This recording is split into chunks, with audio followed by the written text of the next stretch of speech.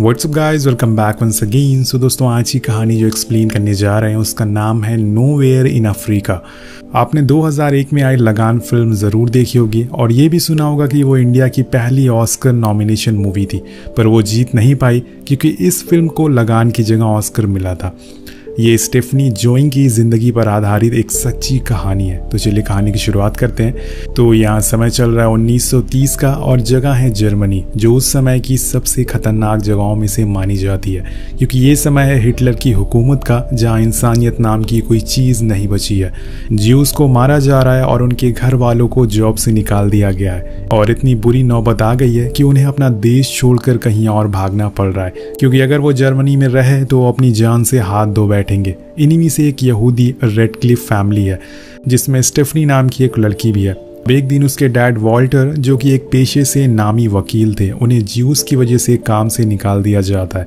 तो वॉल्टर को समझ आ गया था कि अब वो यहाँ पर नहीं रह सकते क्योंकि ये तो बस एक शुरुआत है, और उन्हें अंदाज़ा हो गया था कि आगे जाकर ये चीज़ और ज़्यादा भयानक मोड़ लेने वाली है, क्योंकि हिटलर और उसके लोग ज्यूस से नफरत करते हैं और वो जब चाहे उन्हें मार सकते हैं, उन्हें घरों को जला सकते हैं। और इसलिए उसे और उसकी फैमिली को यहाँ से जल्द किसी और देश जाना होगा। लेकिन स्टीफनी को ये चीज़ बिल्कुल पसंद नहीं आई थी क्योंकि जर्मनी उसका देश है, वो यहीं पैदा हुई है। लेकिन यहाँ के लोग आखिर उसे क्यों नहीं जीने दे रहे हैं, उसे यहाँ रहने क्यों नहीं दे रहे हैं। उस समय पर वो सिर्फ 10 साल की है और उसे लग रहा है कि शायद उसके डैड का ट्रांसफ़र हो गया है, तभी वो ये जगह छोड़ कर जा रहे हैं। उसे इस बात का ज़रा भी अंदाज़ा नहीं है कि इस देश का क्या हाल हो गया है। एक राक्षस बैठा हुआ है जो सब कुछ बर्बाद करता जा रहा है। अब कुछ समय के बाद वॉल्टर अफ्रीका आ जाता है, जो कि उस समय पे एक पिछड़ा हुआ देश माना जाता था। लेकिन उसके अलावा और किसी देश जाने की उन्हें अनुमति नहीं थी क्योंकि सारे देश जानते थे कि जो भी हिटलर के दुश्मनों को रखेगा वो उसे तबाह कर डालेगा। अब वॉल्टर को वहाँ एक फॉर्म में मैनेजर की नौकरी मिल जाती है। ये काम उसे सूट नहीं करता, पर यहाँ उसकी मजबूरी है। फार्म का मालिक, जिसका नाम मॉरिसन है, उसे वहीं गाँव में रहने के लिए घर भी दे देता है। जिसके बाद वॉल्टर अपने पूरे परिवार को एक लेटर लिखता है कि उसे यहाँ एक घर और एक अच्छी नौकरी मिल गई है, आप सारे लोग यहाँ पर आ जाओ। पर उसके माता पिता और उसकी बहन को अभी भी लग रहा है कि जर्मनी के हालात ठीक हो सकते हैं, इसलिए वो वहीं रहने का फैसला करते हैं। पर वॉल्टर की वाइफ और उसकी बेटी ट्रेन से अफ्रीका आ जाते हैं क्योंकि यहाँ वॉल्टर को उनकी ज़रूरत थी। पर इतने बड़े और इतने डेवलप देश को छोड़कर आखिर स्टेफनी और उसकी माँ यहाँ रह पाएंगी, ये सवाल का जवाब आपको आगे मिल जाएगा। अब जर्मनी से अफ्रीका तक का लंबा सफ़र करके जब ये फैमिली अफ्रीका पहुँचती है तो एमा को समझ आ जाता है कि यहाँ रहना उसके लिए बहुत मुश्किल है, क्योंकि यहाँ सबसे पहली और सबसे बड़ी दिक्कत है पानी की, क्योंकि अफ्रीका में बहुत ही कम बारिश होती है अगर जर्मनी से कंपेयर करें तो। और दूसरी चीज़ यहाँ के मच्छर। वो जर्मनी में नाजियों से तो बच के यहाँ आ गए थे, पर यहाँ अफ्रीका के मच्छरों से नहीं बच पाएंगे, जिसका शिकार वॉल्टर भी हो चुका है। जब वो यहाँ शुरुआत में आया था तो इन मच्छरों ने उसकी जान लेने वाली हालत बना दी थी। वो मलेरिया से जूझ रहा था, उसने सारी दवाइयाँ ली लेकिन उस पर कोई भी असर नहीं हुआ। तभी वहाँ का एक लोकर, जो वॉल्टर का कुक भी है, उसने अफ्रीका की कुछ जड़ी बूटियों से उसका इलाज किया, तब जाके उसे आराम मिला। और यही वजह है कि उसने एमा को लेटर में मच्छरदानी लाने का ज़रूर लिखा था। अब बीच रास्ते में एमा देखती है कि जानवर प्यास के मारे मर रहे हैं। उसे ये सब देख के बहुत ही अजीब लगता है और वो बहुत ही ज़्यादा डर भी जाती है, लेकिन वो ये सब अनदेखा करके आगे बढ़ जाती है। अब वॉल्टर अपनी फैमिली से मिलके बहुत ही खुश होता है, पर स्टेफनी को ये जगह कुछ खास पसंद नहीं आती। यहाँ हद से ज़्यादा गर्मी थी, पर हम देखते हैं कि जब उसके पास ओवर आता है, जो कि वॉल्टर का कुक था, वो उसे देख के अपना सा महसूस करती है और बिना कुछ सोचे समझे उसकी गोद में चली जाती है। ओवर को भी उससे काफ़ी लगाव था, वो उसे अपनी बेटी की तरह समझता था। अब धीरे धीरे करके पूरी फैमिली गांव में रहने लग जाती है, वहाँ के हालातों में खुद को ढालने की कोशिश करती है। अब वॉल्टर भी अपनी जॉब पे अच्छे से काम करने लग गया था। कुछ दिन में वो एमा को पूरा गांव घुमाने लेके जाता है, पर यहाँ पानी की बहुत ही किल्लत है, जिस वजह से फार्म का मालिक मॉरिसन उसे बहुत सुनाता है और उसे पानी के कुएं को खोदने के लिए कहता है ताकि जानवर ना मरे और उनका नुकसान ना हो। वहीं दूसरी तरफ एमा जर्मनी से लाए हुए सामानों को शिफ्ट करती है, जिसमें ओवर उसकी मदद करता है, जो कि एमा को बहुत पसंद आता है। ओवर भी अब इस फैमिली को अपना मानने लग गया था। अब एक दिन सभी लोग कैंडल लाइट डिनर करते हैं, पर उनके साथ ओवर नहीं रहता। वो उनसे दूर बैठा रहता है क्योंकि वो एक नायरगो है, यानी कि एक ब्लैक है, जिस वजह से वो वाइट लोगों के साथ नहीं बैठ सकता। ये देख के स्टेफनी को बहुत बुरा लगता है। वो सोच में पड़ जाती है कि आखिर वो दूर क्यों बैठा है। अब धीरे धीरे एमा को समझ आने लगता है कि वो यहाँ रहने के लिए नहीं बनी, वो बस कुछ ही दिन यहाँ रह सकती है, हमेशा के लिए नहीं। वो ये बात वॉल्टर से कहती है कि उसे यहाँ रहना बहुत ही मुश्किल हो रही है, ना तो यहाँ नहाने के लिए पानी है और ना खाने को खाना। हम यहाँ इतने दिनों तक कैसे रह सकते हैं, हमें दोबारा जर्मनी चले जाना चाहिए। तो वो कहता है कि जर्मनी की हालत बहुत ही ख़राब है, वहाँ ज्यूस को मारा जा रहा है, उनकी दुकानें लूटी और जलाई जा रही है, कम से कम हम यहाँ पर जिंदा तो हैं। वो उससे कहता है कि कुछ दिन बीत जाएंगे तो तुम्हें भी यहाँ अच्छा लगने लग जाएगा, मेरे साथ भी पहले ऐसा ही हुआ था। अब वहीं दूसरी तरफ स्टेफनी को ये जगह धीरे धीरे पसंद आने लग गई थी। उसका टाइम ओवर के साथ ही बीतता था, वो उसके साथ खेलती, उसके साथ घूमती और ओवर उसे पूरे गांव घुमाता था, वहाँ के रिवाजों और लोगों के बारे में उसे पूरी जानकारी देता था, जो कि वो काफ़ी अच्छे से सुनती थी और इसे एंजॉय करती थी। लेकिन अभी तक वहाँ उसने कोई भी दोस्त नहीं बनाया था। वो दूर से खड़े होकर अपने उम्र के बच्चों को देखती थी पर उनके पास जाने से डरती थी। अब शुरुआत में जब स्टेफनी यहाँ आई थी तो उसे लगता था कि ओवर की स्किन डार्क चॉकलेट से बनी है क्योंकि वो एक ब्लैक था लेकिन उसने दुनिया वालों की तरह उससे दूर नहीं भागी बल्कि उसे अपना मान लिया। इसलिए कहते हैं कि बच्चे भगवान का रूप होते हैं, उन्हें हर कोई एक जैसा लगता है। वहीं दूसरी तरफ एमा भी पानी की मुसीबत से परेशान थी। वो कुछ सब्जियां उगाने की कोशिश करती है लेकिन ज़मीन बहुत ही ज़्यादा सूखी है, इसलिए वो बॉक्सेस को लेके पानी भरने जाती है। वो पानी तो भर लेती है पर उन बॉक्सेस को उठाने में उसे बहुत दिक्कत हो रही थी, जिससे कि वो ओवर को आवाज़ लगाती है पर वो उसकी मदद नहीं कर सकता क्योंकि इस गांव में ये रिवाज है, पानी हमेशा औरतें ही भर के लाएंगी। लेकिन ओवर एमा की मदद करने के लिए आगे आता है, जिसे वहाँ बैठी सारी औरतें उस पर हंसने लगती है और कहती हैं कि ओवर मुझसे भी पानी नहीं उठ रहा है, क्या तुम मेरा पानी भी उठा दोगे? लेकिन वो किसी का भी जवाब नहीं देता और चुपचाप वहाँ से घर आ जाता है। अब कुछ दिन बाद सारे लोग खाना खा रहे होते हैं और तभी अचानक से उनके घर के पास पेड़ों में गर्मी की वजह से आग लग जाती है और इसे देख के एमा बहुत ही घबरा जाती है और गुस्से में कहती है कि मैं यहाँ नहीं रह सकती, मुझे अपने घर जर्मनी वापस जाना है। यहाँ पे इंसान को जीने लायक कुछ भी नहीं है, हम लोग बिना पानी के प्यासे ही मर जाएंगे, कब तक ऐसे ही जीते रहेंगे? कम से कम जर्मनी में हमारे लोग तो हैं और पीने को पानी तो है। तो वॉल्टर कहता है कि जर्मनी 20 साल पहले जैसा था अब वो जर्मनी नहीं रहा है, सारी चीज़ें बदल चुकी है। वहाँ पे एक तानाशाह राज कर रहा है जो बेकसूर लोगों को मारता जा रहा है। और आज सुबह मैं रेडियो पे सुन रहा था, उसमें बताया जा रहा था कि हिटलर ने सारे यहूदियों को मार डाला है, उनके घर, उनके दुकानों को, यहाँ तक कि उनके प्रार्थना घरों को भी जला दिया है। अब वहाँ रहने लायक कुछ भी नहीं बचा है। जैसे मैंने कुछ महीनों पहले सोचा था वैसे ही यहाँ पर हो रहा है। तो दोस्तों आप आइडिया लगा सकते हैं कि हिटलर कितना ज़्यादा राक्षस किस्म का इंसान था। उसने इतने लोगों को मारा है जिससे कि उसे नर्क में भी जगह नहीं मिलेगी। वो कहता है कि यहाँ खाने को पीने को पानी नहीं है लेकिन हम कम से कम यहाँ पर जिंदा तो हैं। एमा भी समझ जाती है कि अब उसे यहीं रहना होगा, इसलिए वो अपना यहीं घर बसा लेती है। अब पूरे 1 साल बीत जाते हैं जब पूरी फैमिली अब धीरे धीरे खुशी से रहने लग गई थी। वहीं ओवर ने भी अब स्टेफनी की वहाँ रहने वाले बच्चों से दोस्ती करा दी थी।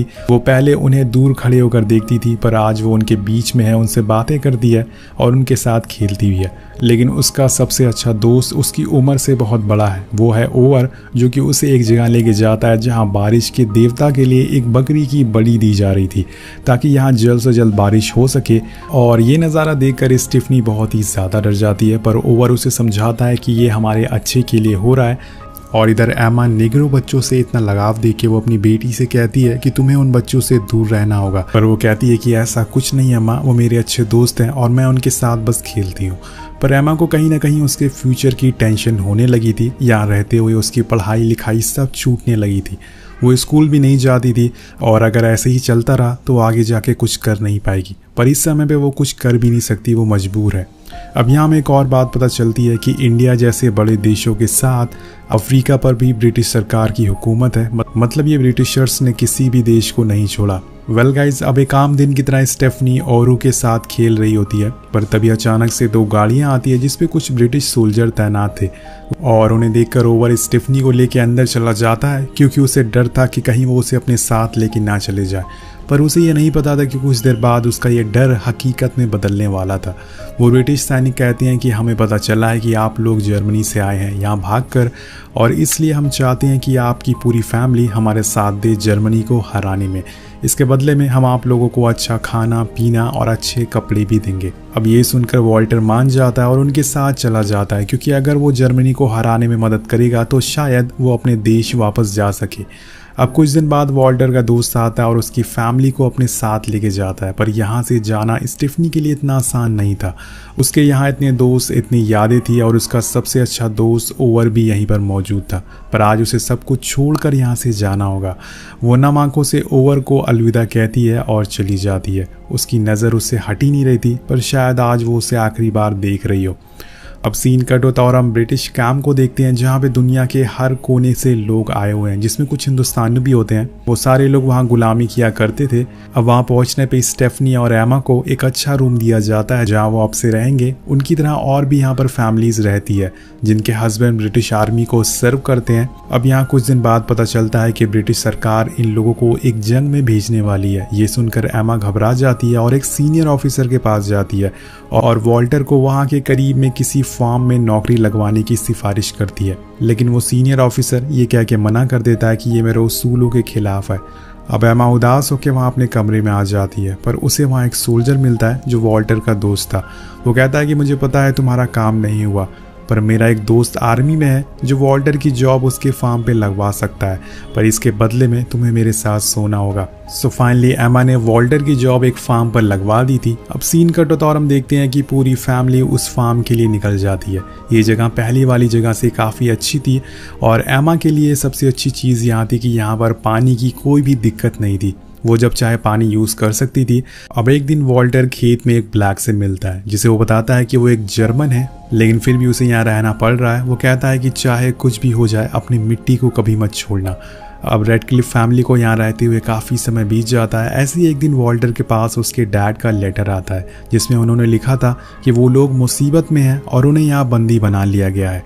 हिटलर ने सारे बॉर्डर बंद कर दिए हैं और बोलते हैं कि मुझे पहली बार यहाँ पर डर लग रहा है कि हमारे साथ क्या होने वाला है। वहीं अगले दिन हम देखते हैं कि ओवर इन लोगों को ढूंढते ढूंढते इनके घर आ जाता और बताता है कि मुझे पता चला है कि आप लोगों को एक कुक की ज़रूरत है। तो सारे लोग उसे देखकर बहुत खुश होते हैं और ख़ासकर स्टेफनी, उसे उसकी बहुत ही ज़्यादा ज़रूरत थी। अब एमा अब स्टेफनी को एक ब्रिटिश स्कूल में एडमिशन करा देती है, जो उसके फार्म से काफ़ी दूर था, इसलिए वो उसे हॉस्टल भेज देती है और उसे अपने से दूर जाते हुए देखकर उसकी आंखों में आंसू आ जाते हैं, क्योंकि पहली बार उसने अपनी बेटी को अपने से दूर भेजा था। जिस स्कूल में स्टेफनी का एडमिशन हुआ था वो एक ब्रिटिश स्कूल होता है और स्टेफनी वहाँ के स्टूडेंट से काफ़ी ज़्यादा तेज़ होती है पढ़ाई में, और इसे खुश होकर वहाँ के प्रिंसिपल उसे एक स्टोरी की बुक भी गिफ्ट करते हैं। इधर हम देखते हैं कि एक दिन एमा के पास एक लेटर आता है जो कि उसकी माँ का था, जिसमें उन्होंने लिखा था कि हमें अब पोलैंड भेजा जा रहा है, लेकिन तुम डरना मत, सब कुछ यहाँ पर ठीक हो जाएगा। ये पढ़ते हुए एमा की आंखों में आंसू आ जाते हैं, क्योंकि उसे पता था कि एक ना एक दिन नाजी उन्हें मार डालेंगे। अब उसी रात एमा और वॉल्टर के बीच बहस होती है, क्योंकि अब एमा को अपनी माँ के पास जाना था, पर वॉल्टर कहता है कि मेरे डैड भी मुसीबत में है, लेकिन हम वहाँ नहीं जा सकते, क्योंकि वहाँ जाना अपनी जान गंवाने के बराबर है। तुम मेरी बात क्यों नहीं समझ रही हो? वेल, वो उसे किसी तरह से समझा कर वहाँ रोकने की कोशिश कर रहा था। अब अगले दिन वहाँ वॉल्टर का एक दोस्त आता है जो उसे बताता है कि तुम यहाँ क्या कर रहे हो, तुम्हें तो आर्मी में होना चाहिए था। जर्मनी के खिलाफ इससे अच्छा मौका तुम्हें नहीं मिलेगा हिटलर को हराने का। अब अगले दिन एमा देखती है कि एक औरत एक पेड़ के नीचे बैठी हुई है, जिसकी हालत बहुत ही ज़्यादा ख़राब थी। वो उसके घर वालों से कहती है कि इसे घर में लेके चलो, तो वहाँ खड़ा एक आदमी कहता है कि ये मेरी माँ है और अब ये मरने वाली है। यहाँ का रिवाज है कि जो भी मरने वाली होती है उन्हें हम घर में नहीं रखते। ये सुन के एमा पूरी तरह से दंग रह जाती है कि आखिर ऐसे भी लोग इस दुनिया में कैसे हो सकते हैं।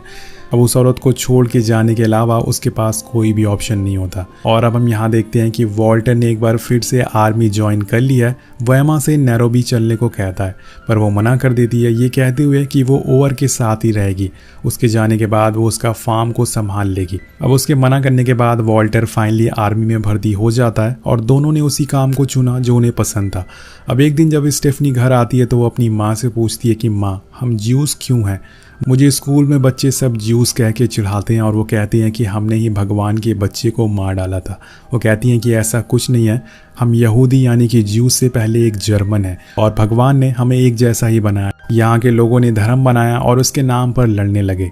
ये सब तुम मत सोचो और अपनी पढ़ाई पे ध्यान दो। इसके बाद वो दोनों गांव के मेले में जाते हैं जहाँ पे सारे नेग्रो लोग एक साथ थे और उनके बीच स्टेफनी और एमा भी होती हैं।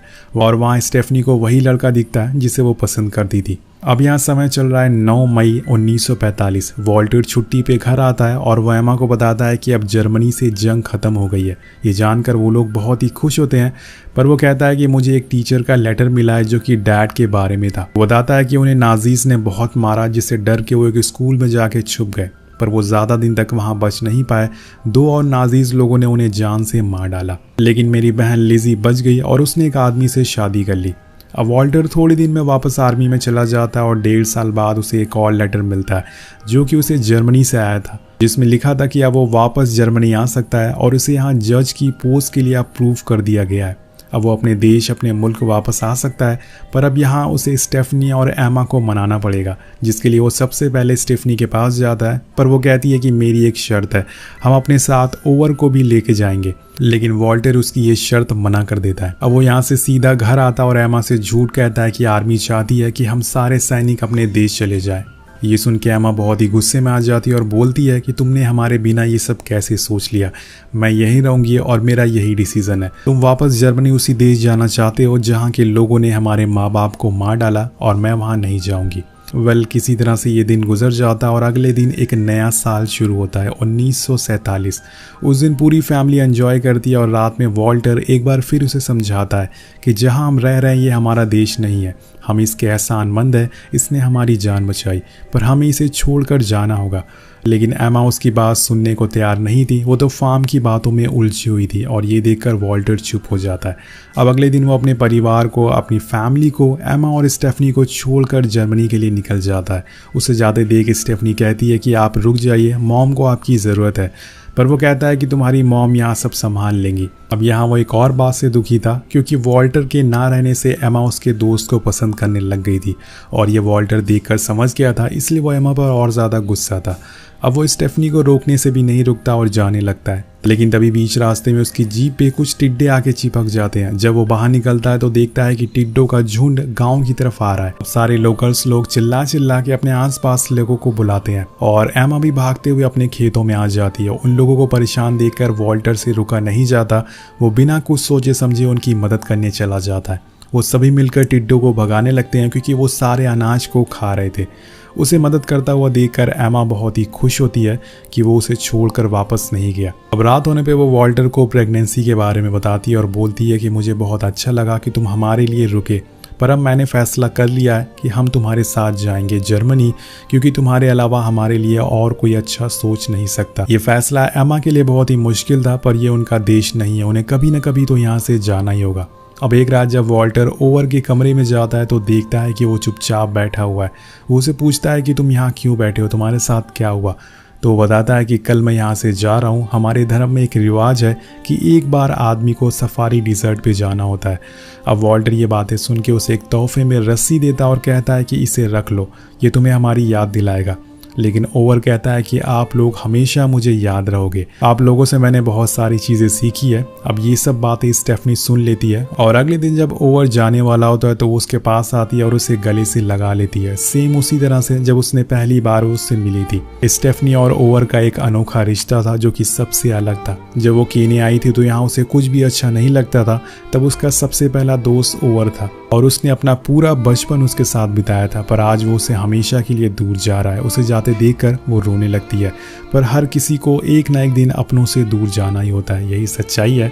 वेल गाइस, थोड़ी देर बाद ये लोग जर्मनी के लिए निकल जाते हैं। अब बीच रास्ते में जब उनकी ट्रेन रुकती है तो एमा बाहर केला बेच रही एक औरत से कहती है कि मैं बहुत गरीब हूँ, मेरे पास पैसे नहीं है, क्या तुम मुझे केले दे सकती हो?